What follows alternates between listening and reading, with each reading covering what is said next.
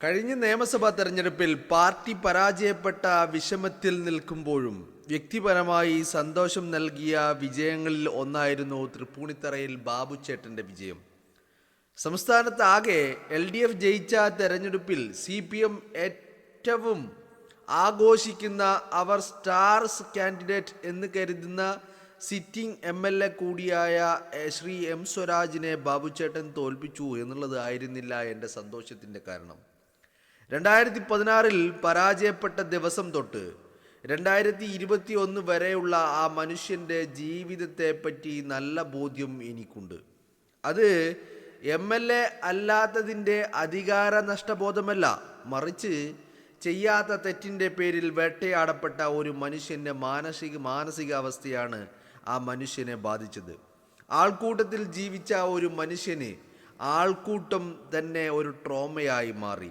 ആരെങ്കിലും ഒന്ന് നോക്കിയാൽ അത് താൻ ചെയ്യാത്ത തെറ്റിൽ തന്നെ ക്രൂശിക്കുകയാണോ എന്ന് വരെ മനുഷ്യന് തോന്നിയ കാലം.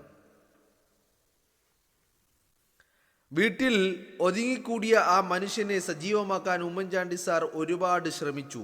ഒടുവിൽ 2021 ബാബുച്ചേട്ടൻ വീണ്ടും മത്സരത്തിനിറങ്ങിയപ്പോൾ ക്രൂരമായി അദ്ദേഹത്തെ വ്യക്തിപരമായി വേട്ടയാടിയിട്ടും തൃപ്പൂണിത്തുറ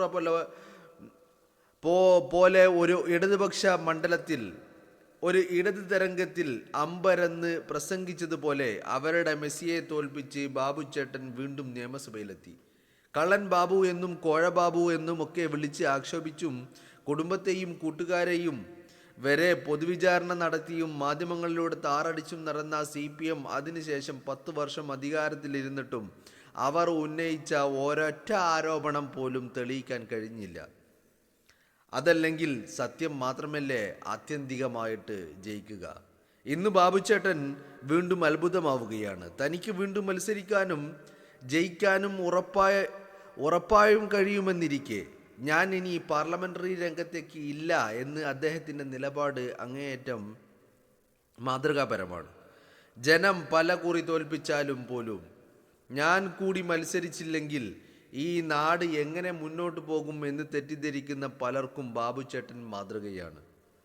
മത്സരിക്കുന്നത് ബോർഡ് വെച്ച കാറിൽ ആകണം, മരിക്കുന്നത് ബോർഡ് വെച്ച കാറിലാകണം എന്ന് കരുതുന്നവരും ഇത് മാതൃകയാക്കണം. ചെറുപ്പക്കാരും മധ്യവയസ്കരും അവസരം കിട്ടാത്ത ജനകീയരായ മുതിർന്ന നേതാക്കളും അടക്കം പുതിയ ആളുകൾ വരട്ടെ എന്നത് ഒരു നല്ല ചിന്തയാണ്. ഏറ്റവും അനിവാര്യരായ പാർട്ടി ഫേസായ പ്രധാന നേതാക്കൾ ഒഴികെ മറ്റു പലർക്കും ഇത്തവണ മാറി നിൽക്കണമെന്ന് ചിന്തിക്കാൻ തൃപ്പൂണിത്തറയിലെ ബാബുച്ചേട്ടൻ ഏറ്റവും വിജയസാധ്യതയുള്ള ബാബുച്ചേട്ടൻ്റെ പിന്മാറ്റം ആവേശം നൽകട്ടെ. ബാബുച്ചേട്ട, നിങ്ങൾ അഴിമതിക്കാരനല്ല, തോറ്റുപോയവനുമല്ല എന്ന് കുറ്റബോധത്തോടെ ഇന്ന് ഈ നാട് പറയുന്നുണ്ട്. നിറയെ സ്നേഹം, അഭിമാനം എന്ന് പറഞ്ഞുകൊണ്ട് രാഹുൽ മാങ്കൂട്ടം തൻ്റെ ഫേസ്ബുക്ക് കുറിപ്പ് അവസാനിപ്പിക്കുന്നത്. രാഹുലിൻ്റെ കുറിപ്പാണ്. രാഹുലിൻ്റെ വളരെ വളരെ വളരെ ശ്രദ്ധേയമായ കുറിപ്പ്. കടൽ കിളവന്മാർ പാർട്ടിയിലെ അധികാരമോഹികളെ ഒന്ന് കുത്തിയും അതോടൊപ്പം ശ്രീ ബാബു ബാബു എന്ന് പറയുന്ന തൃപ്പൂണിത്തറയുടെ പ്രതിനിധി ഉമ്മൻചാണ്ടി മന്ത്രിസഭയിലെ മന്ത്രിയായ ബാബുവിനെ വളരെയധികം പ്രശംസിച്ചുകൊണ്ടും പുകഴ്ത്തിക്കൊണ്ടുമൊക്കെ രാഹുൽ മാങ്കൂട്ടത്തിൽ ഇന്നലെ ഫേസ്ബുക്കിൽ കുറിച്ച കുറിപ്പാണ് നിങ്ങൾ കണ്ടത്. ഇതിൽ വളരെ വളരെ എനിക്ക് ഒരു രാഹുൽ എവിടെയോ അയാളുടെ ഒരു മെൻ്റൽ സ്റ്റേജ്, അല്ലെങ്കിൽ അയാൾ ഇന്ന് നേരിട്ട് കൊണ്ടിരിക്കുന്ന അയാളുടെ അനുഭവം, എക്സ്പീരിയൻസ്, അയാൾ ഇന്ന് നേരിട്ട് കൊണ്ടിരിക്കുന്ന അയാളുടെ അനുഭവം അയാൾ വിവരിച്ചതാണോ എന്ന് എനിക്ക് തോന്നിപ്പോയി എന്നുള്ളതാണ് അതിൻ്റെ ഒരു പ്രധാനപ്പെട്ട കാര്യമെന്ന് പറയുന്നത്. അതിൽ ഒരു പ്രത്യേകം ഒരു പാരഗ്രാഫുണ്ട്. ഒടുവിൽ 2021 ബാബുച്ചേട്ടൻ വീണ്ടും മത്സരത്തിന് ഇറങ്ങിയപ്പോൾ ക്രൂരമായി അദ്ദേഹത്തെ വ്യക്തിപരമായി വേട്ടയാടി 2016 പരാജയപ്പെട്ട ദിവസം തൊട്ട് 2021 വരെയുള്ള ആ മനുഷ്യൻ്റെ ജീവിതത്തെപ്പറ്റി നല്ല ബോധ്യം എനിക്കുണ്ട്. അത് MLA അല്ലാത്തതിൻ്റെ അധികാര നഷ്ടബോധമല്ല, മറിച്ച് ചെയ്യാത്ത തെറ്റിൻ്റെ പേരിൽ വേട്ടയാടപ്പെട്ട ഒരു മനുഷ്യൻ്റെ മാനസികാവസ്ഥയാണ് ആ മനുഷ്യനെ ബാധിച്ചത്. ആൾക്കൂട്ടത്തിൽ ജീവിച്ച ഒരു മനുഷ്യൻ ആൾക്കൂട്ടം തന്നെ ട്രോമയായി മാറി. ആരെങ്കിലും ഒന്ന് നോക്കിയാൽ അത് താൻ ചെയ്യാത്ത തെറ്റിൽ തന്നെ ക്രൂശിക്കാനാണോ എന്ന് വരെ ആ മനുഷ്യന് തോന്നി തുടങ്ങിയ കാലം.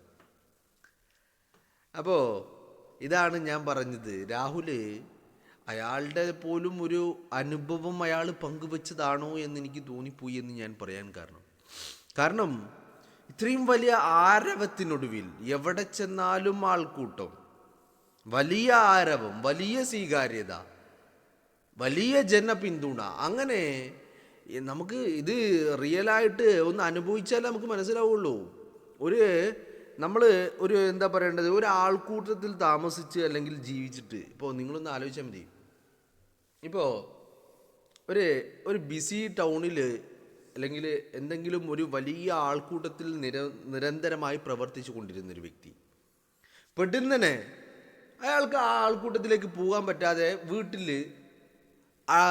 വീട്ടിലിരിക്കേണ്ടി വരിക എന്ന് പറയുന്ന ഒരു സിറ്റുവേഷൻ ഉണ്ടായിക്കഴിഞ്ഞാൽ ആ വ്യക്തിക്ക് ഒരു മെൻ്റൽ സിറ്റുവേഷൻ ഉണ്ട്. ആ സമയത്ത് ഒരു ട്രോമ എന്നൊക്കെ പറയാവുന്ന രീതിയിൽ പെടുന്നനെ ഇങ്ങനെ ഈ ആൾക്കൂട്ടത്തിൽ നിന്ന് ഇങ്ങനെ വന്നു കഴിഞ്ഞാലുള്ളൊരവസ്ഥ, ഒറ്റപ്പെട്ടു പോയാലുള്ള അവസ്ഥ. അപ്പോൾ ആ അവസ്ഥയെക്കുറിച്ചാണ് രാഹുൽ പറയുന്നത്. അതുകൊണ്ടാണ് ഞാൻ പറഞ്ഞത് രാഹുലിൻ്റെ അവസ്ഥ, അയാളുടെ അനുഭവം, അയാൾ ഇന്ന് നേരിട്ട് കൊണ്ടിരിക്കുന്ന അയാളുടെ ആ ഒരു സിറ്റുവേഷൻ അയാൾ വിവരിച്ചതാകാമെന്ന് ഞാൻ പറയുന്നതിന് കാരണം എന്താ, ആൾക്കൂട്ടത്തിൽ ജീവിച്ച ഒരു മനുഷ്യൻ ആൾക്കൂട്ടം തന്നെ ട്രോമയായി മാറി.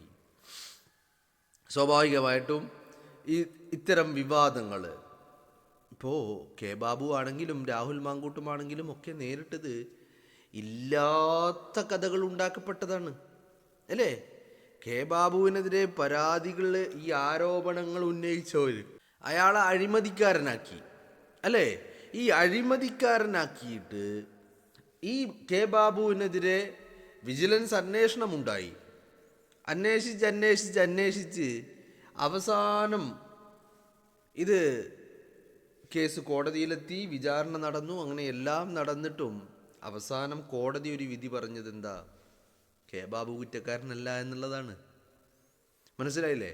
അപ്പോൾ അങ്ങനെ ഒരു ചെയ്യാത്ത തെറ്റിൻ്റെ പേരിൽ ക്രൂശിക്കപ്പെടുക, എന്നിട്ട് ആൾക്കൂട്ട വിചാരണ നടത്തുക, വ്യക്തിഹത്യ നടത്തുക, ഇതൊക്കെ കഴിഞ്ഞിട്ട് ആൾക്കൂട്ടത്തിൽ പ്രവർത്തിച്ച വ്യക്തി, ആൾക്കൂട്ടത്തിൽ 24 മണിക്കൂറും ആൾക്കൂട്ടത്തിൽ നിന്ന വ്യക്തി, കൂട്ടത്തിൽ ഒരുവനായ വ്യക്തി, ആ വ്യക്തിക്ക് പിന്നെ ആൾക്കൂട്ടം കാണുമ്പോൾ വല്ലാത്തൊരു ട്രോമയായി മാറുക അത് അല്ലേ. ആരെങ്കിലും ഒന്നിങ്ങനെ നോക്കിക്കഴിഞ്ഞാൽ, ഒന്ന് മുഖം തിരിച്ച് ഇങ്ങനെ നോക്കിക്കഴിഞ്ഞാൽ അത് തന്നെ ആ ഒരു കുറ്റക്കാരൻ എന്നുള്ള രീതിയിൽ, തെറ്റുകാരൻ എന്ന രീതിയിലുള്ള ഒരു നോട്ടമായിട്ട് നമുക്ക് ഫീലാവുക അല്ലേ.